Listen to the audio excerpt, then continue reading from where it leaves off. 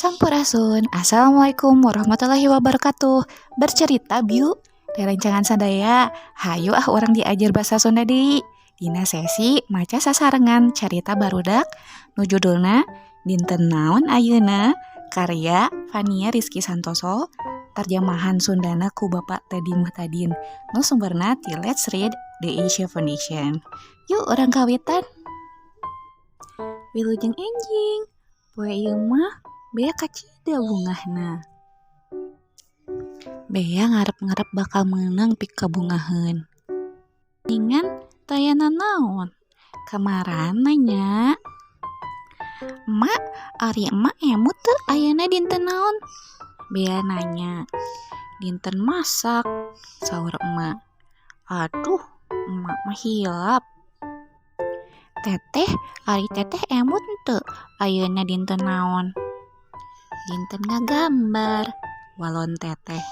Bea bingung, nah teteh teh emutnya. Adi, ayeuna dinten naon cing? Ba. Nya ari bea nanyana ka Adi mah masih orok ditanya jiga kitu nya moal ngajawab. Kawasna babaturan bea mah ari ngeuteun. Bea nyampeurkeun si kelinci. Kelinci, ayeuna dinten naon? Dinten kakaput, cek kelinci teh. Tuluy kasih uncal. Uncal, ari ayeuna dinten naon? Dinten panen, walon uncal. Bea mimiti sedih. Cek monyet ayeuna poe panen, cek bangkong ayeuna poe ngawih, cek gajah ayeuna poe maca buku. Taya nu inget yen ayeuna teh poe anu istimewa.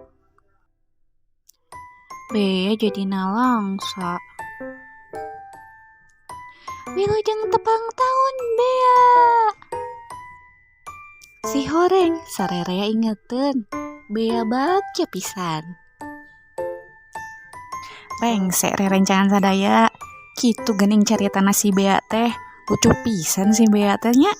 Dina poe tepang taunna, bea meunang kabungah. Kena prank mun cekit jaman now mah. Jadi ngiring bingah oge nya. Cak dugi dieu heula carita ti sim kuring. Tepang deui di carita-carita nu sanes. Insyaallah. Sampurasun. Assalamualaikum warahmatullahi wabarakatuh.